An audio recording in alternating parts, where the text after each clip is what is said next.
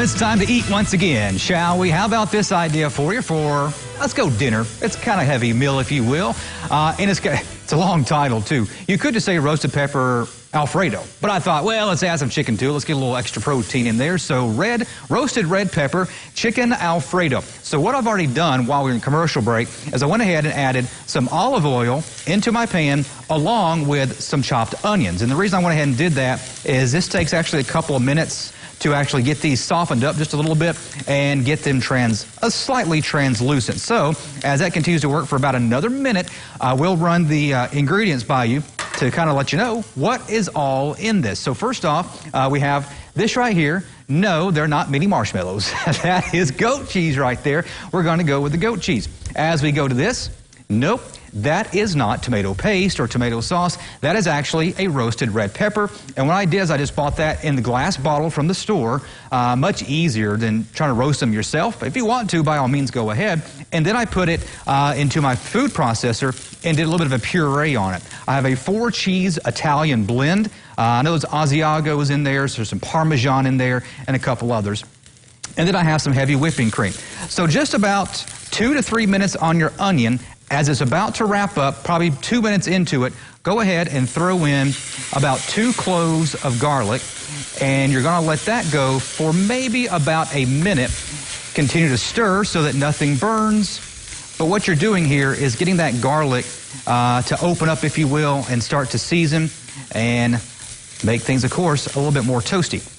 So as that sits there for just about a minute, as I let that garlic begin to work, I also have, just for garnish, a little bit of parsley. We're just going to sprinkle that on top. And then, of course, the chicken here as well. The chicken, I actually prefer the kind that comes in a bag from the cool section of the store.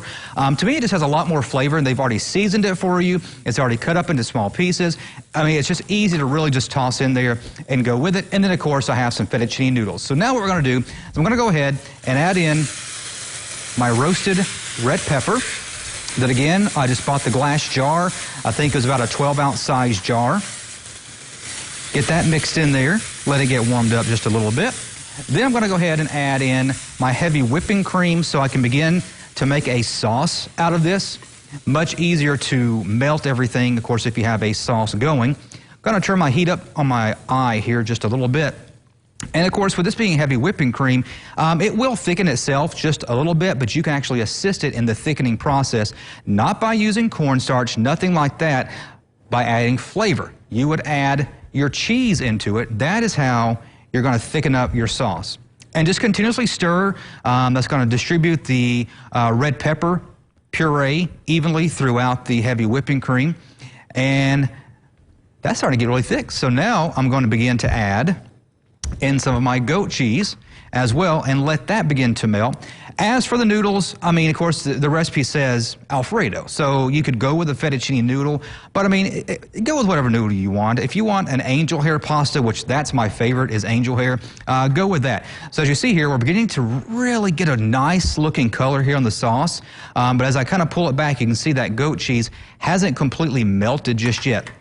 So again, continue to stir, make sure that nothing is sticking along your edges, but also you're distributing your heat evenly and to melt that cheese. When it comes to your noodles, when cooking your noodles, they can stick at times in the pot. People say, well, just add a little water in there, or add a little bit of olive oil or some oil, if you will. Water and oil, we know they don't really mix that well.